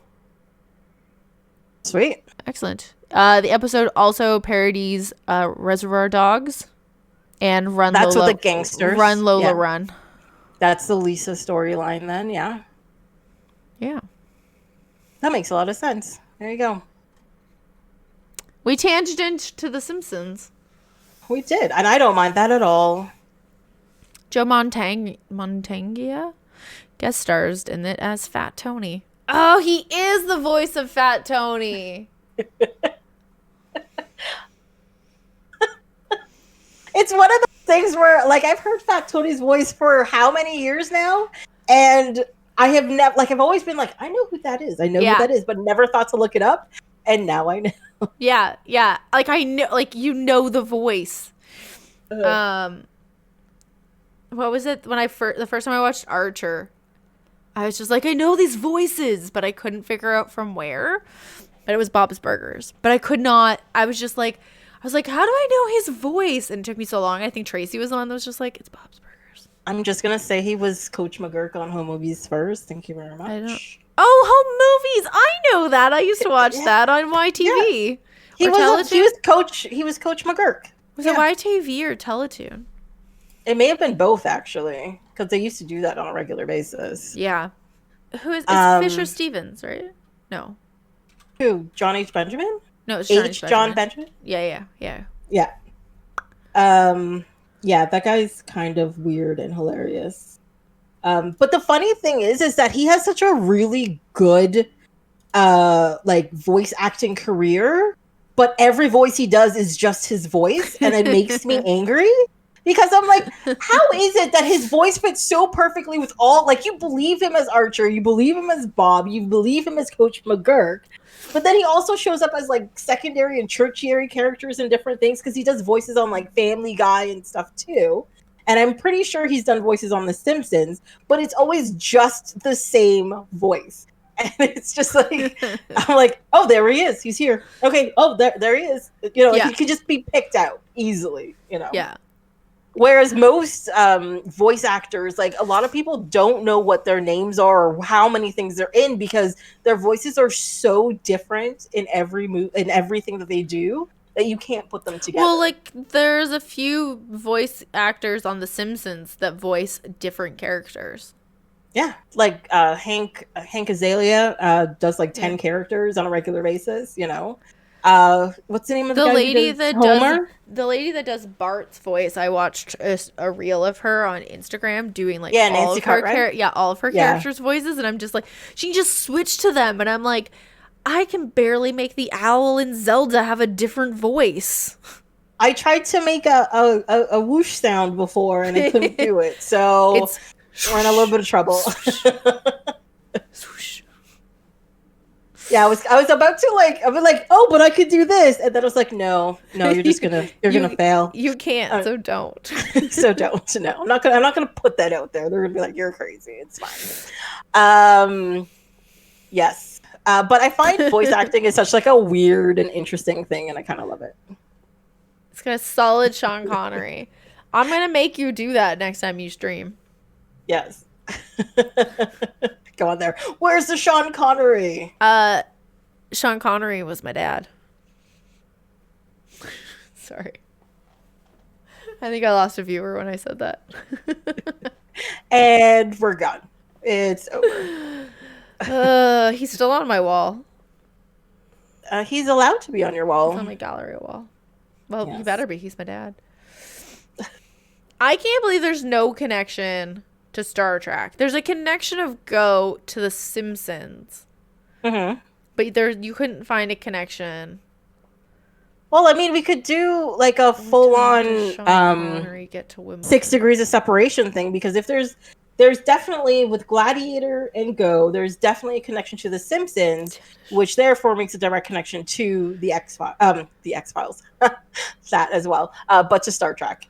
It does. So they're connected. Yay. Yeah, but you can usually find a single connection. Yeah, I didn't find any. That I actually actively looked, because I was watching the movies and I was like, I don't think any of these people were in Star Trek. And then I actually checked. Yeah. It's like, oh, this is garbage. So it was very disappointing. That sounds very But it allows me to talk about Star Trek anyways, because you keep bringing it up and I'm okay with that. It makes me upset that I have to wait 2 more years to talk about Star Trek properly still. Oh, is that when those DVDs are? Yeah, I think so. In a few years. So there's probably a Next Generation episode with the same X's day format. There are repetitive day episodes, because there's episodes where they're stuck in time loops and stuff like that. That's not the same. But there's no episodes where it's unless it was in Enterprise, because I don't know Enterprise very well. Where it's the day starts here and it goes, somebody's whole day, and then it goes to the next person their whole day, and goes to the next person their whole day. I really hope I wouldn't eat that, because I will feel very bad if I don't remember that. And if there was one, I feel like it would be a Deep Space Nine episode, actually, not Next Gen or Voyager. I think it'd be Deep Space Nine. It's the Next Generation. It's not Next Gen. Okay, I will just start saying TNG to be done with this. Okay, I will do this. And that's it for stream, guys. I'll see you tomorrow. We'll be playing some Spyro. I mean, I can go on and on about this stuff. So, yeah. Yeah. So, anyways, back to Go. Yeah. And its lack of references to Star Trek. Let's see, what else? I didn't have anything else for Go. Oh, my one comment, though, is the part where Simon's going to get shot in the arm and he's, like, holding his arm like this. Yeah. And the guy's, like, pointing the gun down. I'm like, if he's getting you in the fleshy part of your arm, that is going to go through your arm and you're going to lose your fingers underneath. That was my other thing. I was like, don't do that. That's because he was like this? Yeah. Because somebody gave him a cloth to catch, like, the blood. But at the same time... I was just like, if you hold it directly under there, you're gonna lose your fingers. Yeah. Todd was very into this, and then when he was like, "Can't do it," I was like, "Fuck." Yeah. Wait. Tim says I did with an exclamation mark. I'm not sure about what. A shot, maybe. No. A few shots. Very curious. I have no idea. Shot somebody in the arm. Mm-hmm. I meant to look back in the movie, but I forgot. He has things. What? I did have things. What? Don't know. Tim, please write a full sentence so we know what you're talking about. All the words, please. As I say to my development team, I need more info from you. The other cop at the safe house, after the sting, was carrying a Betamax camera box. Okay. Okay. Oh, the I did should probably be I do when we were like, we don't have any other comments. He has comments. Oh, okay. He has You have a comment. Oh, okay, look at that. We can put it together. Did they have Betamax in... I thought in 1999 Betamax was like done. Like, wasn't that done in like the 80s or like the late 70s or something? Does the movie take place in the 90s? The movie does take place in the 90s. It takes place in the 90s. And with 90s stuff. Christina Ricci was originally cast for the role of Rona, but she had to drop due to scheduling conflicts. What movie? They had to edit over Zach's line in the parking lot when he says, "I didn't pack a bag." His whatever he originally said doesn't match up with his mouth movements. Like in early 90s at best when Beta died. Also, Simpsons, Snake steals a VCR and says, "Oh no, Beta." Why did I say it in that voice? Oh no, Beta. Oh, that's what he's referring. Oh, got it. Okay. So Christina Ricci in 1999 put out 3 movies: Sleepy Hollow, No Vacancy, and 200 Cigarettes. 2 of those movies I saw. And 200 Cigarettes takes place during the holidays as well, which is interesting, I find. If I remember correctly, like, I think it's New Year's is 200 Cigarettes. So it's one of those she may have been filming. That makes sense. Yeah, I don't know when they filmed this. The movie Go? Yeah. No, like when in 2019. Oh. Yeah, I don't have specific dates for that. After Adam and Zach hit Rona, they tried... Yeah, they did. They tried to just push her off with the windshield wipers. And then they just, like, toss her in a ditch. I mean, they were freaking out. At least they went back and, quote-unquote, got her help. No, she wasn't there anymore. There. Remember they took her out of the ditch and they threw her on somebody else's car? Did you not watch the end of the movie? I did, but I thought at the end of the movie they went back, but she wasn't there anymore. No, she was. Oh. Yeah, so they pulled her out of the ditch. They thought she was dead. They realized she was alive and they were going to kill her so they can get rid of the body. And then he couldn't go through with it. They took her and threw her on top of another car with the sirens going off. And when kids came out of the club, they found her and they called 911. Oh. Okay. I'm looking at who else was in this movie. If there's anybody else that is interesting. This guy's listed as long hair in supermarket. I also kind of enjoyed the line that the bouncer's dad was saying while stitching up his son. Oh, like, just because they're dressed well, you always have to check them? Like, I'm not sure what's that. No, the line was just because it's a black guy with a white guy, it doesn't mean it's always somebody, like some rapper. You still have to check them. Because the bouncer thought that he was this, like, rapper guy. Was that what it was? Yeah, that's what it was. But I actually found it, like, I'm trying to not bring up political issues or anything like that, but, like, the scene where she yells, like, hands, like, they're in the champagne room, and she's like, hands, or whatever. And he comes in, and he fully just goes to Taye Diggs to beat him up because, like, apparently it's always the black guy. Like, I was like, that was an interesting thing to put in there that's kind of controversial. But at the same time, I was just like, that is not right. That is no, let's not do that. Yeah. But so then afterwards, when the guy was talking to his son, he's like, just because a black guy comes in with a white guy doesn't mean it's okay. I was just like, no, but he says, he doesn't say it doesn't mean he's okay. He says it doesn't mean it's that rapper. He doesn't say he's a rapper. Yes, he does. Not rapper. It's some rapper's name. Not that it doesn't mean that it's okay. He's referencing that they thought it was this rapper. Because I went back and I re-listened to it. Really? Do you have a different version than I have? I don't got the. Yeah, you didn't show this. You didn't show this case. Do you even own this DVD?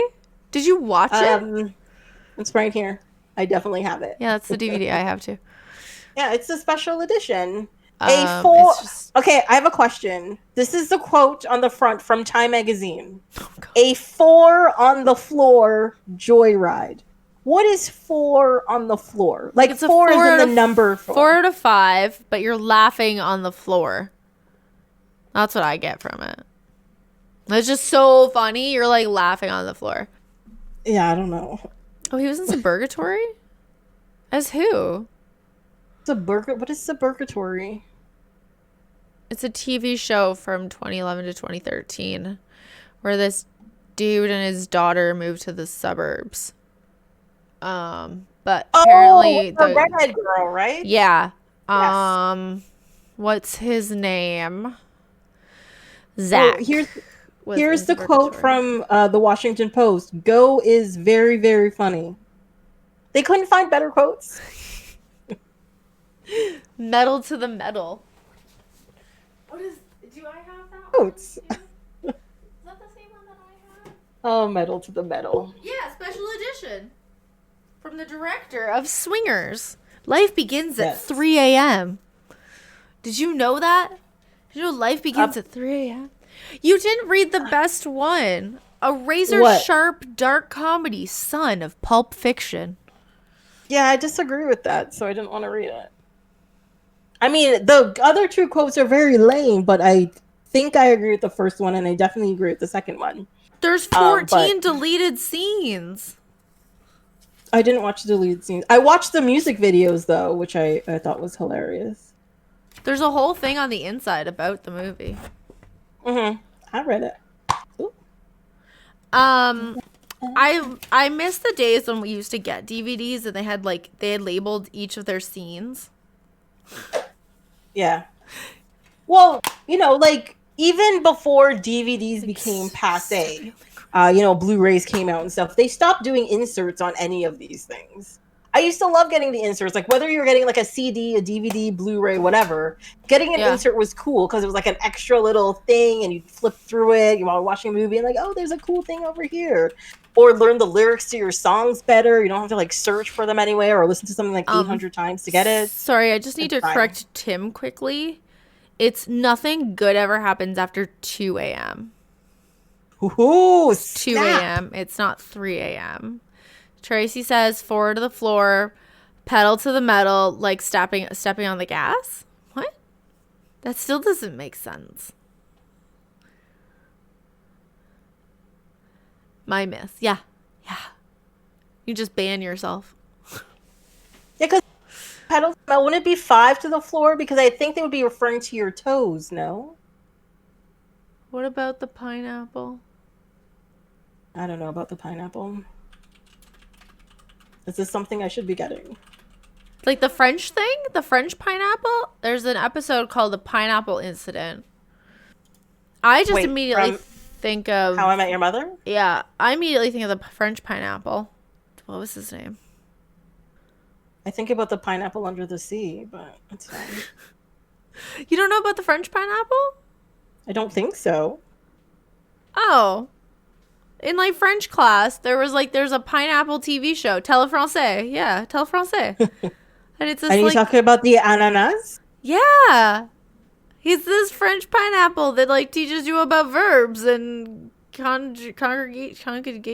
Conjugation. Conjugation? Now I can't say it. You're welcome. Yes. Yeah. Bonjour, allo, salut. It's fine. I don't really have any more notes about this movie either. I just have to say I enjoyed watching this movie. I just enjoy it every time I watch it. Some of the stuff doesn't age well because it's so 90s. You know, like the whole scene where they're talking about like Amway, and I was like, "What's Amway again?" What is I can't remember what Amway was. And I remember what is it? Amway is like discount goods that are part of a pyramid scheme. Like, so yeah, there was the whole pyramid you get a scheme. friend. I'm sorry. Like, you get a friend to sell this stuff, but it's like homewares and stuff like that. Sorry, how have we not talked about that whole scene? Oh. How have we not talked about that whole scene where they, like, the cops just, like, standing there naked in his bedroom and, like, talking to Zach, I think, about stuff, and both of them think that they're there to have, like, a foursome or something, but no, it's a pyramid scheme. It's multi-level marketing. They just wanted to bring them on to help their multi-level marketing, but they're just like, the whole time they're just like, what the fuck is happening here? Yeah, it's just I don't even know. I don't like. Yeah, like every time I see that's not like especially when he walks over, she's like, you think that's Calvin Klein. Yeah, but it's not Calvin Klein. It's I got this much cheaper. Sit on the bed. You're like, oh god. You're like, I don't want to sit beside you on the bed. Like, that's just, can you put some pants on, please? Sir, you're not wearing any bottoms. He's just comfortable in his manliness or very attracted to both of them. You feel that? It's real down. Oh my god, that whole man. I was just like, I cannot handle you, sir. No. Yeah. Please leave. Yeah. What was worse about it though is like, they're just like, can you sign my paperwork so I can leave? He's like, I'll sign your paperwork after we eat dinner. Like, shit. They're like, damn. I'll sign your paperwork after you listen to our Amway pitch.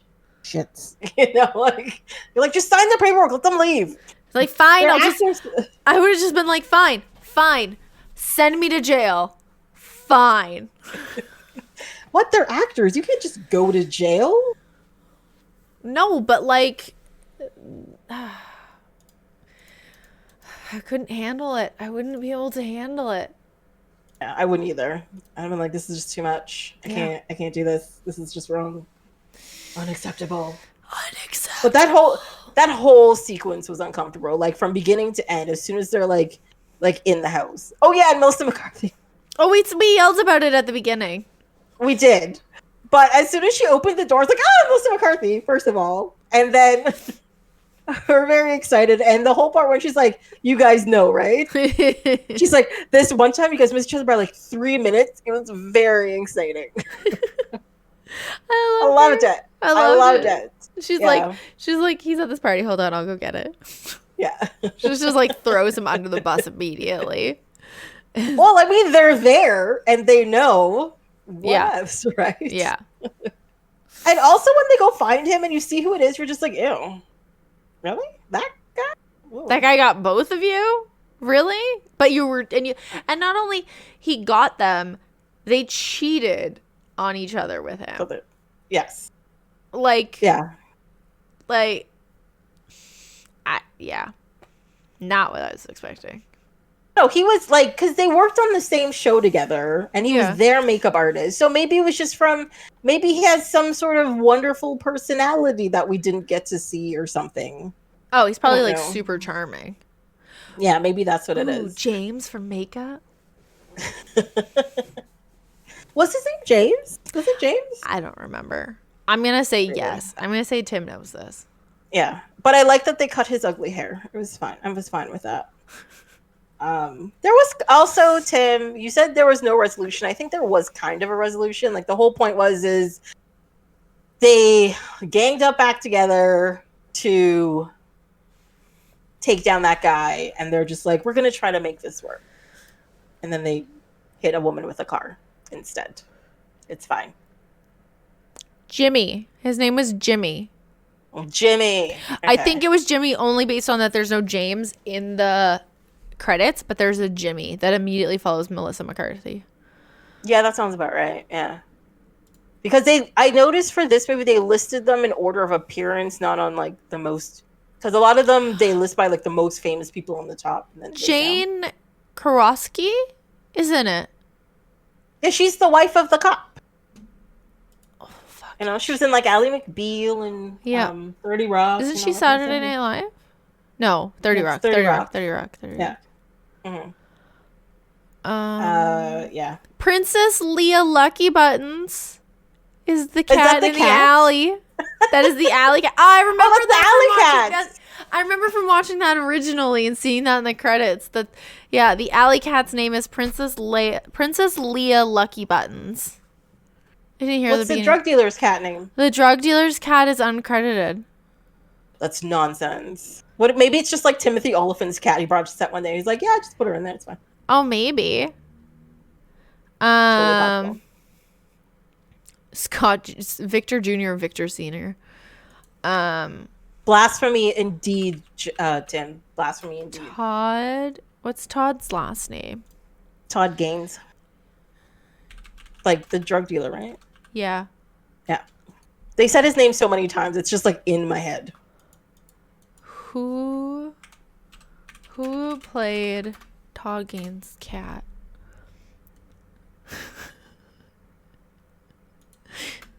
And Go. It would be way more specific. I don't know. Only the one cat is credited. I don't like it. Nonsense. No. Very sad. God, his hair is terrible in this movie. There is a man who's aged well. And also does his hair a lot better now.